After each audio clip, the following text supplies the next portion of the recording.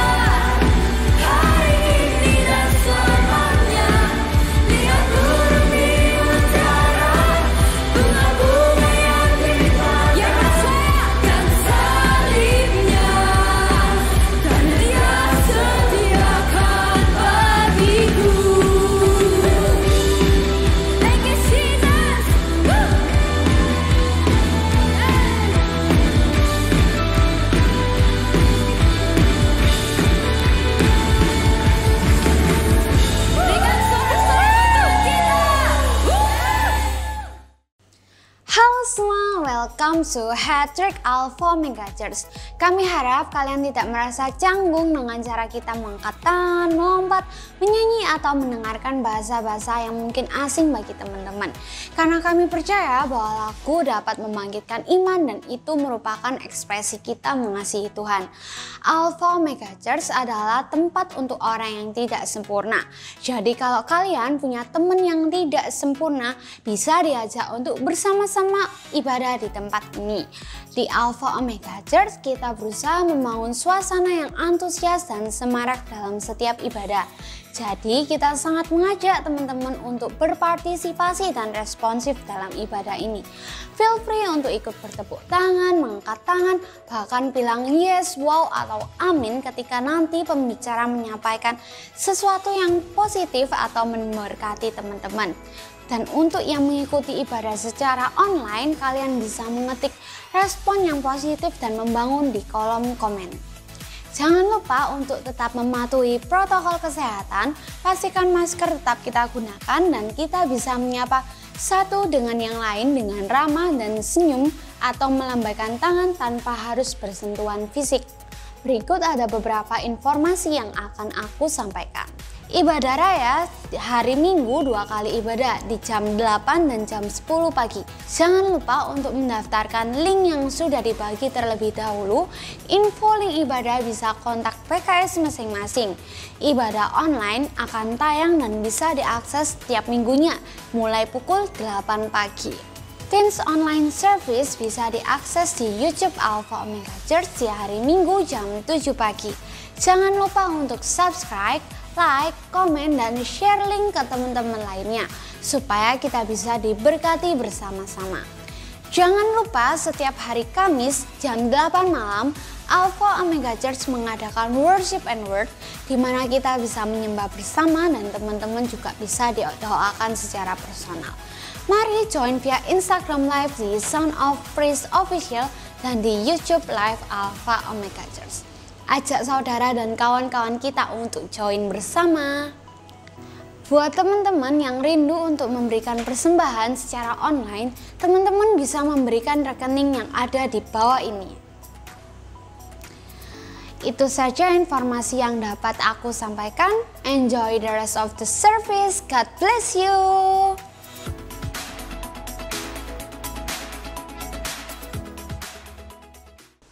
Halo semuanya, welcome di Alpha Omega Church Teens Online Service.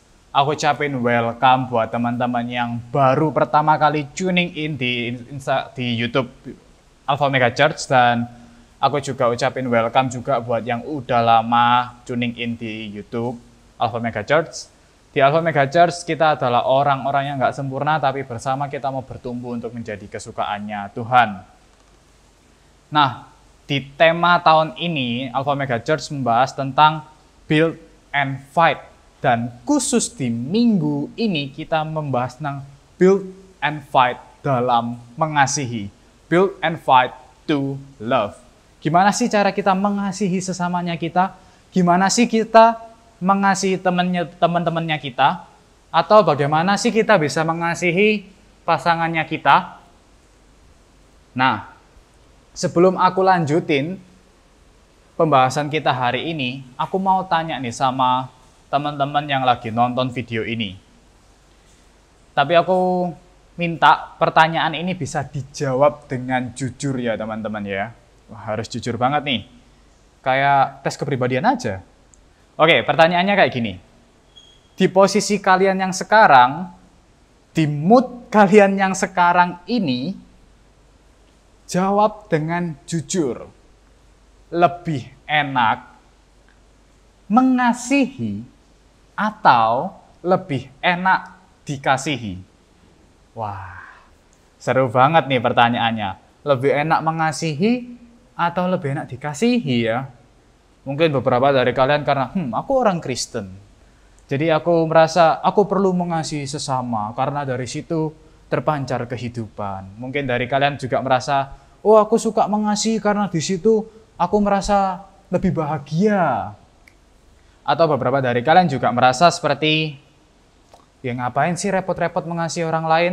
Ya mending dikasihi lah.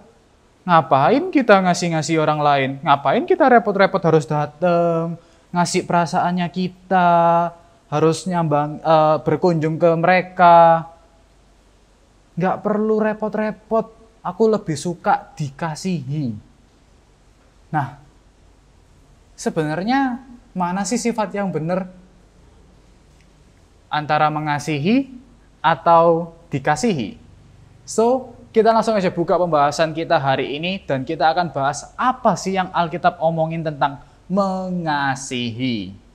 Oke, poin yang pertama ya, siap-siap teman-teman ya. Poin yang pertama yaitu Tuhan itu kasih. Oke, mungkin kalian masih lagi rebahan, masih ngantuk, bisa bangun dulu. Aku mau kalian ucapin kata-kata ini bareng-bareng ya. Oke, 2, 3. Tuhan itu kasih.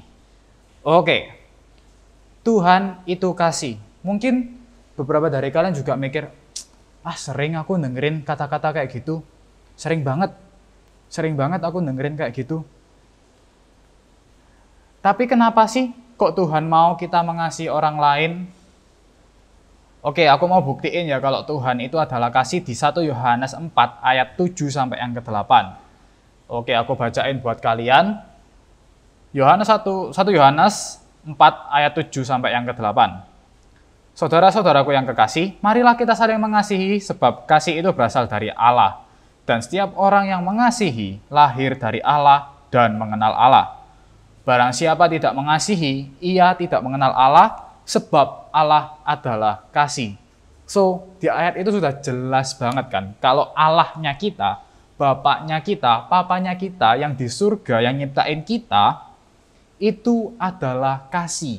So, kalau Papanya kita, Dedinya kita adalah kasih. Kenapa kita sebagai anak, kita nggak bisa mengasihi teman-temannya kita? Kita nggak bisa mengasihi orang-orang di sekitarnya kita?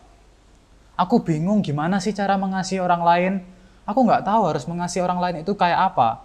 Kalian bisa memulai dengan hal-hal yang kecil. Bisa dimulai dari waktu kalian dengerin waktu mereka lagi ngobrol, waktu mereka lagi curhat, atau bantuin kalau dia lagi nggak bisa kerjain tugas. Bukan waktu ulangan, bukan waktu ngerjain PR juga. Kalau ngerjain PR cuman copy paste, jangan juga. Harus dibantui, dikasih tahu cara-caranya, rumus-rumusnya, harus dikasih tahu. Bisa dibantu lewat cara itu. Pokoknya kalian harus bisa membantu semaksimal mungkin.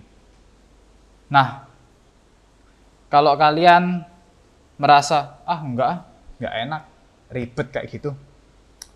Pusing-pusingin aku aja masih bingung sama PR-PR-ku, ngapain aku nerusin PR-nya orang lain? Nah, nyatanya teman-teman, nyatanya di generasi yang sekarang, di generasi kalian yang sekarang ini, semakin banyak orang yang nggak peduli sama sekitarnya.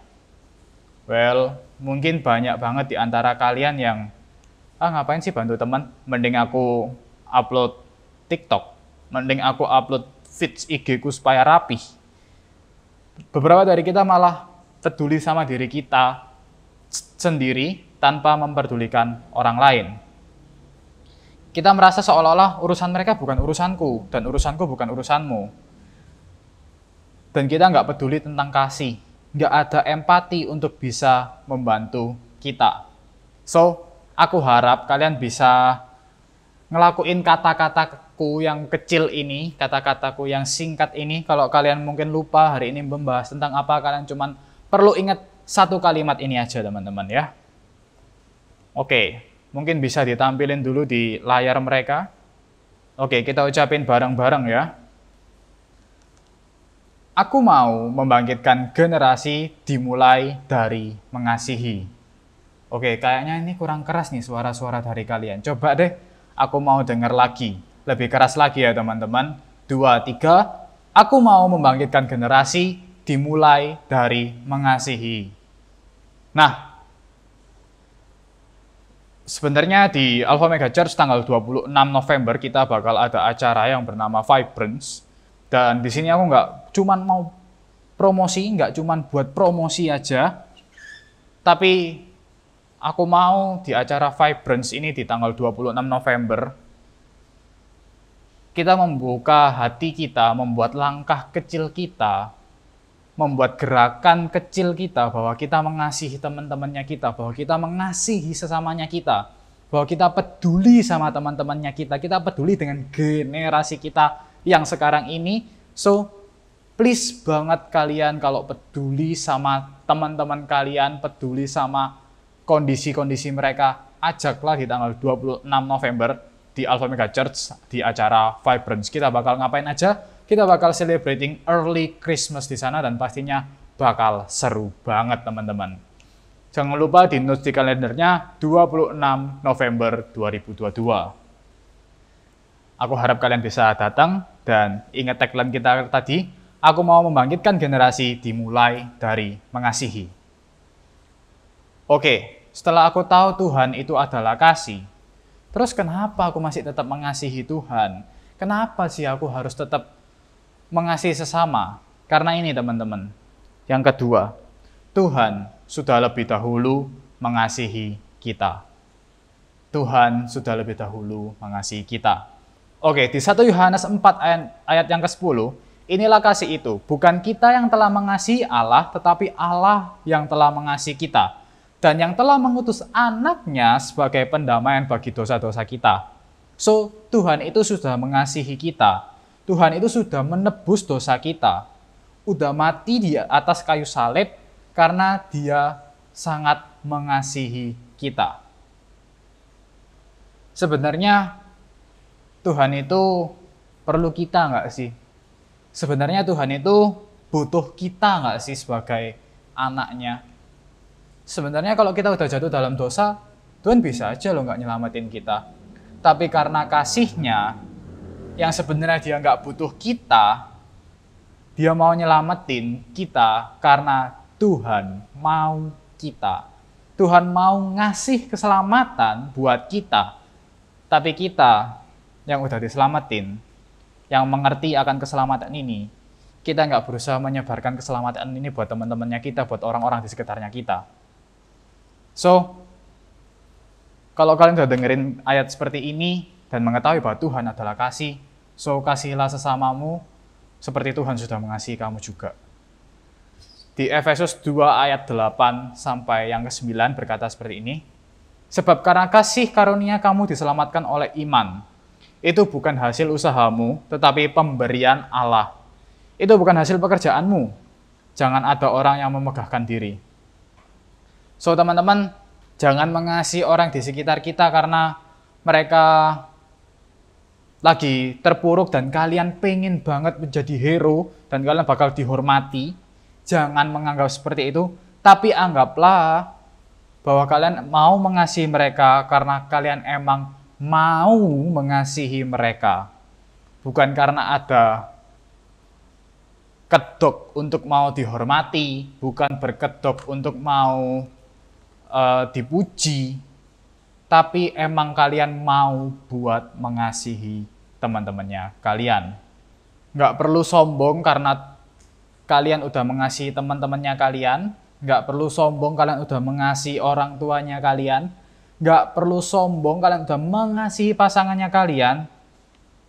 Itu bukan pekerjaan kalian, tapi itu semua campur tangannya Tuhan.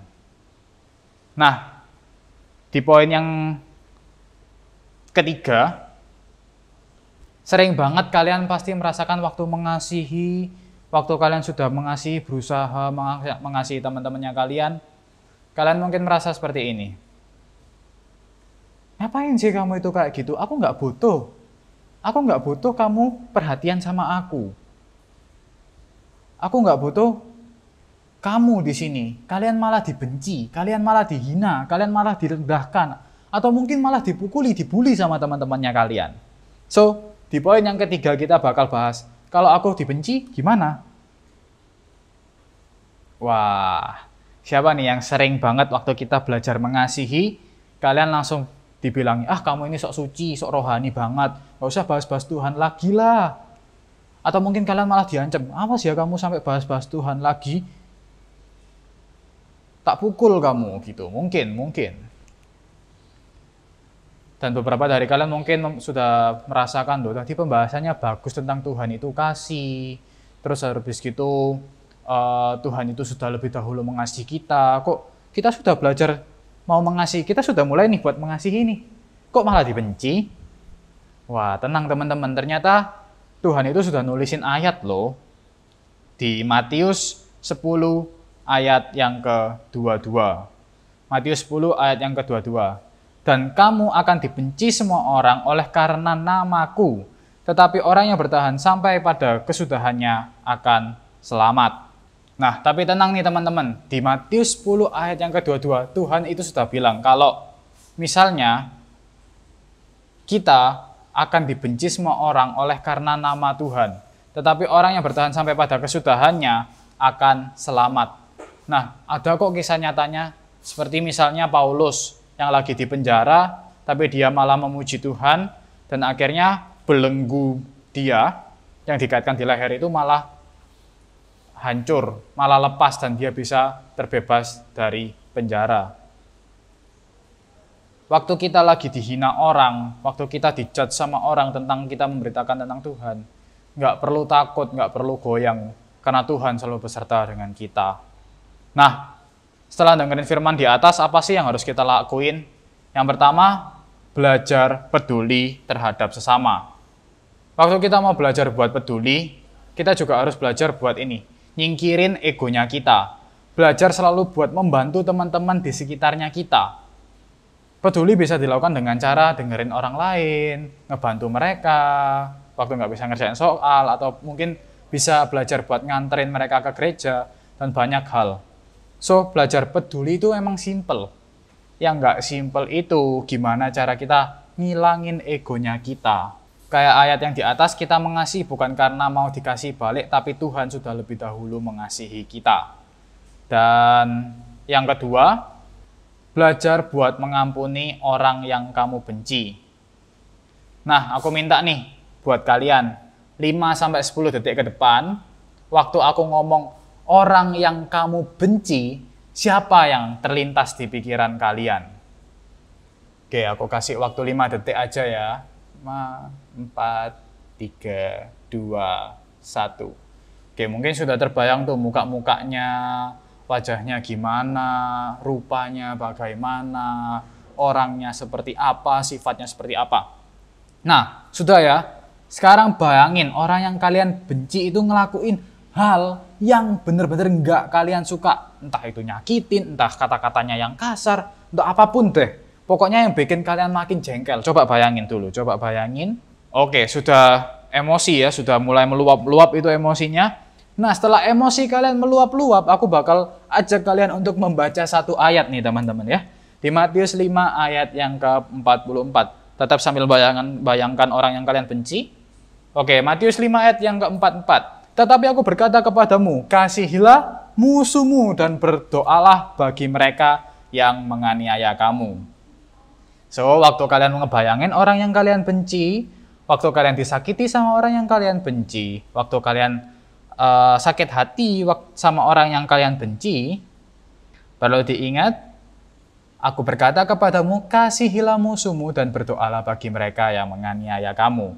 So, waktu kita dipukul, waktu kita dicaci, waktu kita dihina, kita harus belajar buat mengasihi mereka, nggak bales mereka, dan yang paling penting kita juga harus mendoakan mereka.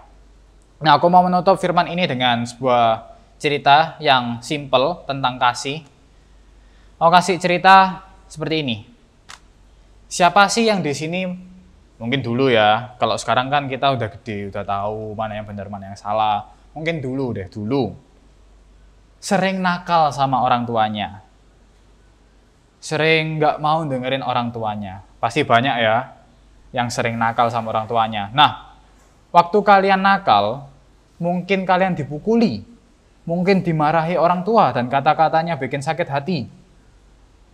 Tapi saat orang tua kalian marah, saat orang tua ngelakuin hal-hal yang nggak enak di hati kalian, masa sih kalian nggak dibolehin tinggal di rumahnya?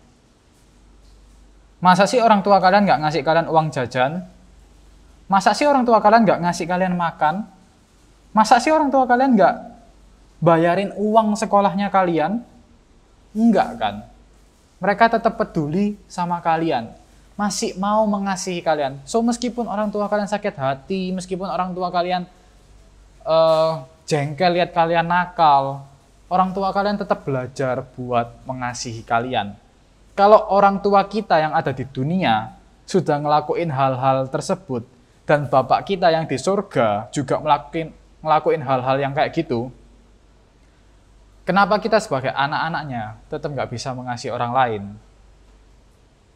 Masih nggak bisa buat ngajakin teman untuk supaya lebih dekat sama Tuhan, supaya bisa tinggal di hadiratnya Tuhan, supaya bisa ngerasain hadiratnya Tuhan. Mengasihi orang lain itu nggak gampang. Banyak banget hal yang akan terus mengganggu kita. Dan nggak jarang, kita bakal di-hate sama orang lain. Tapi kita mau mengasihi orang itu nggak cuma mengasihi, tapi juga mau mendoakan mereka. Semua itu kita lakuin bukan karena kita mau mampu untuk mengasihi orang itu, tapi karena kita menyadari bahwa Tuhan sudah lebih dahulu mengasihi kita. Kita mungkin orang yang kita benci bukan karena kita butuh dikasihi, tapi kita mau membawa yang ngebenci kita mengalami pengampunan. Kita mau ngebawa yang ngebenci kita, yang jauh dari Tuhan, merasakan hadiratnya Tuhan. Bukan karena kita mau nunjukin kalau kita sok suci, tapi kita mau nunjukin kepanjangan tangan Tuhan dan kita bisa menjadi alatnya Tuhan. So, teman-teman, waktu kalian sudah dengerin firman hari ini, aku mau kalian mengatakan tagline kita tadi. Kalau kalian lupa sama firman hari ini, cukup ingat tagline ini. Mungkin bisa ditampilkan lagi di layar mereka. Oke, bareng-bareng ya. 2, 3. Aku mau membangkitkan generasi dimulai dengan kasih. Oke, mungkin lebih keras lagi ya teman-teman ya. 2, 3. Aku mau membangkitkan generasi dimulai dengan kasih. Oke. Aku harap kalian bisa nangkap firman Tuhan hari ini bahwa kita harus saling mengasihi sesamanya kita, dan aku bakal tutup firman hari ini dengan doa. Tuhan, terima kasih atas berkat penyertaan Tuhan sepanjang hari ini ya Tuhan. Terima kasih ya Tuhan atas firman yang sudah kami dengar ya Tuhan, bahwa kita harus belajar tentang kasih ya Tuhan. Di mana kami mau ya Tuhan untuk belajar buat mengasihi sesama ya Tuhan, dan mencintai generasi kami supaya generasi kami bisa menjadi kesukaannya Tuhan dan menjadi alat kepanjangannya Tuhan. Terima kasih ya Tuhan, ajarlah kami ya Tuhan, meskipun kami dibenci, di-hate sama teman-teman kami tetap setia, kami tetap mau berjalan dengan Tuhan. Thank you Tuhan, thank you. Dalam nama-Mu kami sudah berdoa dan mengucap syukur, haleluya, amin. See you guys, God bless you.